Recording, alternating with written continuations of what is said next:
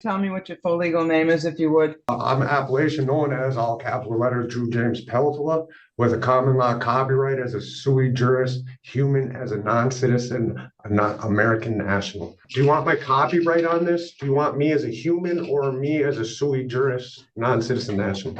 Honest to God, I'm not even on drugs anymore. I wasn't sick. The only reason.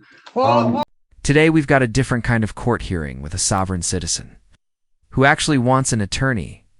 I've never seen a sovereign citizen who wants to hire a lawyer.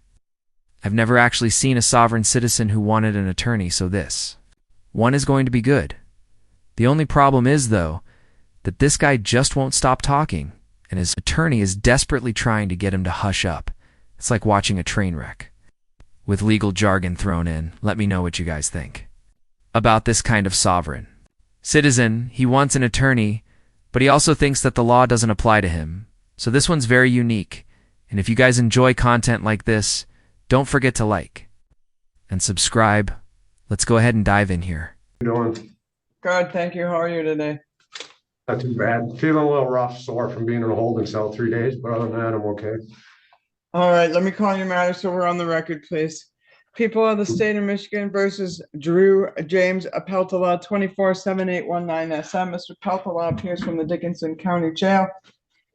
Counsel at first appearance is Abby Anderson, who appears via video Zoom, and the prosecution is not here today of their own choosing. Mr. Peltola, before we went on the record, indicated he could hear me adequately, and he was all right, other than being sore from being in the holding cell for 3 days. In respect to the matter, then, Mr. Peltola, I do have an advice of rights here with your signature. I do see it looks like the copyright insignia. I know that we have discussed the issue of the sovereign citizen in the past. Mr. Peltola, can you tell me what your position is today, please? After telling me what your full legal name is, if you would. Okay, I'm an appellation known as, all capital letters, Drew James Peltola, with a common law copyright as a sui juris human, as a non-citizen, a not American national. That's defined in the United States Code. I'd like to have my lawyer finish talking. She told me not to talk unless. Is this guy claiming he's a non-citizen, an American nationalist? Like, what even is that? I'm not going to pretend like I know what this dude's talking about, because honestly, I have no clue at all. Maybe if I ate a box of crayons, I could figure it out. But for now, I am just as lost as his attorney is over there. Sovereign citizens can get really creative with their beliefs. I'm not going to lie, but this one is just taking it to a whole new level. This guy had to use 3 sentences to identify his own name. Let me know if you guys actually know what he's on about, because I'm still trying to piece this puzzle together. Let's go ahead and dive back in. All right, thank you. Go ahead, Ms. Anderson. Thank you, Your Honor. I have discussed these matters with Mr. Peltola. First, he agrees to be referred to as Mr. Peltola for purposes of these hearings. We have gone over both the advice of rights for misdemeanor and bond violation. He indicated he understood and signed both. As to the allegations, we went over the maximum penalties. We would waive the formal reading. He is tendering not guilty pleas and requested an attorney. Ms. Mashik Lasala has assigned Nancy Schaub to represent him. All right, very well. As indicated by Ms. Anderson, Mr. Peltola has agreed for purposes of his criminal prosecution to be referred to as Drew James Peltola. His position in respect to how he should be recognized legally has been stated for the record and is preserved for the record, as well as stated on the advice of rights form concerning both the general misdemeanor advice of rights. Although the bond violation advice of rights doesn't so indicate, the court will recognize his position for purposes of both advice of rights. Concerning the matter then, is this a good mailing address for you, Mr. Peltola, on River Street in Niagara? Yes, Your Honor. I'm just trying to move back into Michigan, so I've been working, and that's the address that I use because that's my domicile. I always return to every day or once a week or whatever. Because the Michigan residents, I'm not even sure. I would not like to talk about that in court, but I'm trying to move back into Michigan. I'm just having a heck of a time doing it. All right. So this is what I'm going to do then, Mr. Peltola. over there. Let's see if I have one in my file first.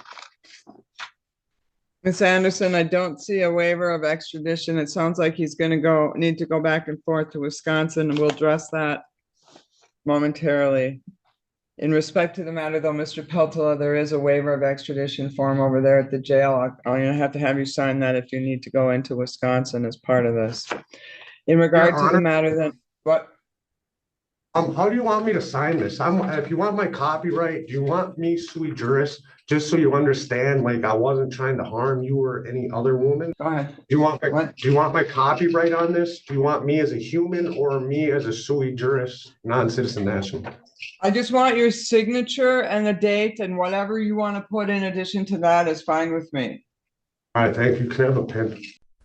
I'm not going to lie. This sovereign citizen has me all messed up right now, like he's claiming to be all of this weird entity stuff, but then he wants his attorney to talk to him. Like, at that point, what's even the point of being a sovereign citizen? You're over here saying you don't follow the law, but then you're begging a lawyer to help you. It's almost like trying to play chess with no idea how the pieces move. This guy is just really making me question humanity right now, and I am just struggling to understand his brain right now.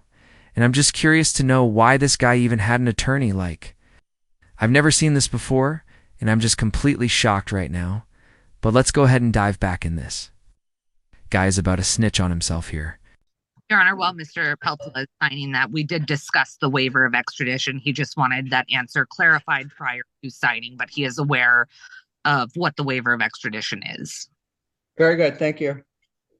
All right, I'll enter not guilty pleas on behalf of Mr. Peltola.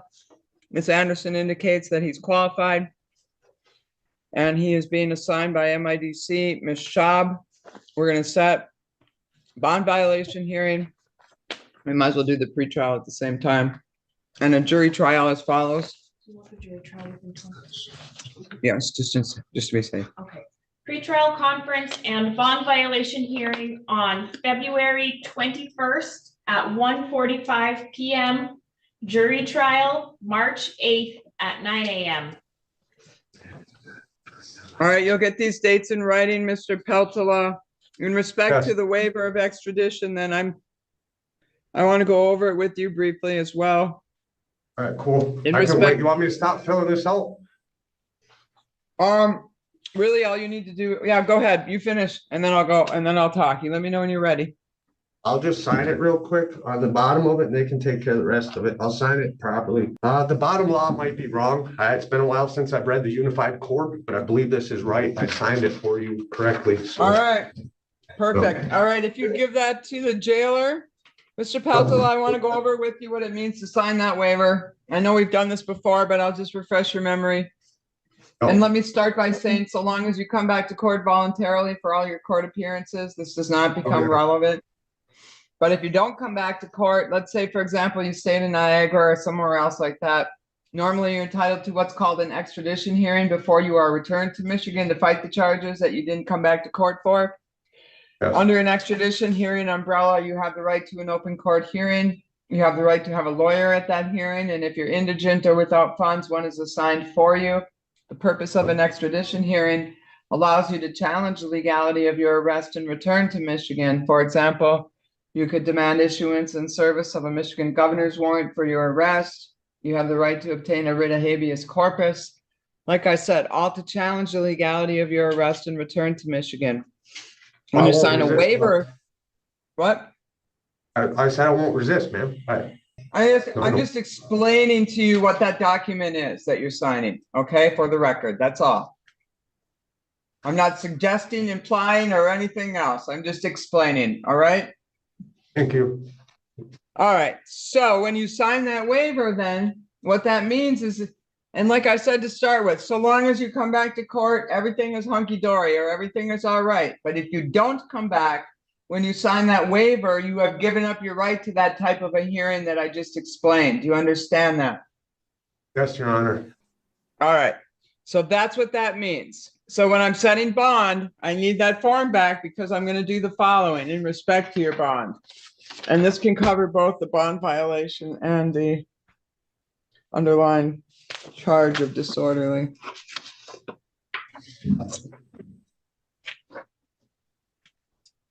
All right, first off, you must sign a waiver of extradition as a condition of your bond. So long as you do, you can go back and forth between Michigan and Wisconsin for residency, court appearances, family visitation. If it expands beyond that, talk to your lawyer first, okay? Yes, Your Honor.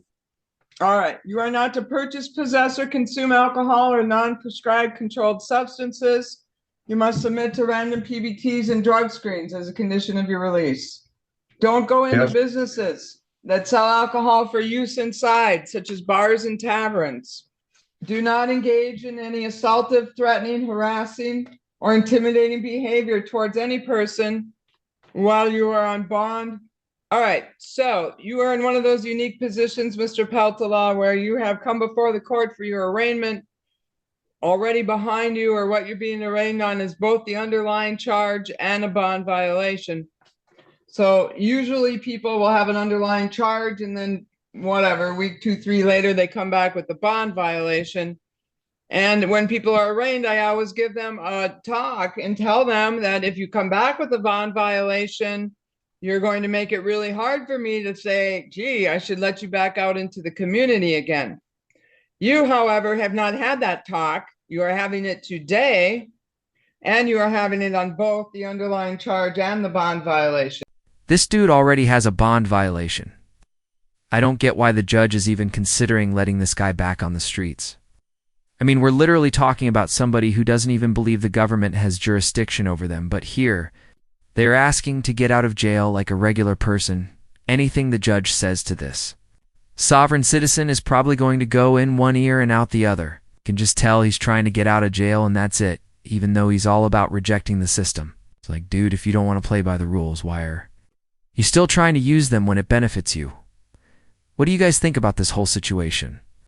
It's kind of weird because this guy's being like kind of respectful, but then again, he is still claiming to be a sovereign citizen, so I really don't know, but let's dive back in to see this guy snitch on himself. So my pep talk is this, Mr. Peltola. I'm going to set the bond accordingly and give you the benefit of the doubt.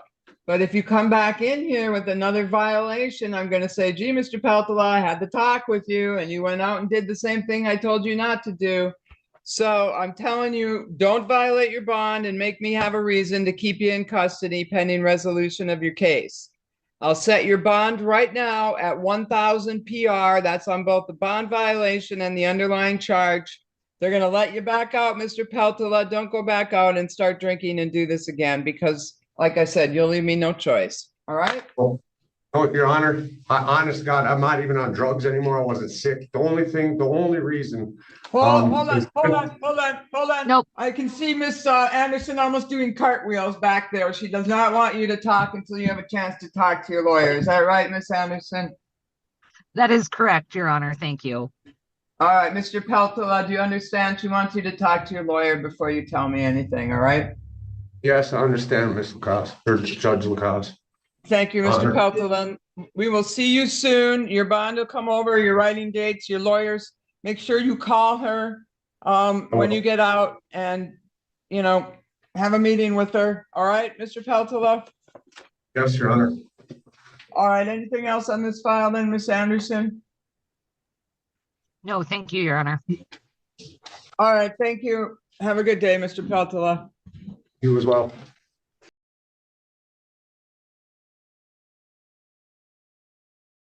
This guy almost just slipped up big time, but since he snitched on himself there, it's almost like watching someone dig their own grave. His little drug comment is kind of funny to me, though. Like the only reason you're not high right now is because you've been sitting in a holding cell for the past 3 days. This guy's lucky. The only thing he's under the influence of right now is bad decision-making.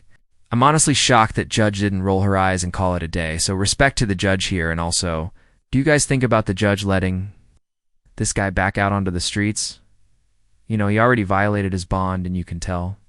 This guy's kind of a junkie, so it's kind of a weird decision to me, but not only that, the Citizen Act he was putting on mixed with the lawyer stuff which is weird to me. I just don't really know how those two mix up. Like, if you're going to claim to be a sovereign citizen, stick to it. Don't be switching up and try to get a lawyer and use taxpayer money. It just makes no sense to me.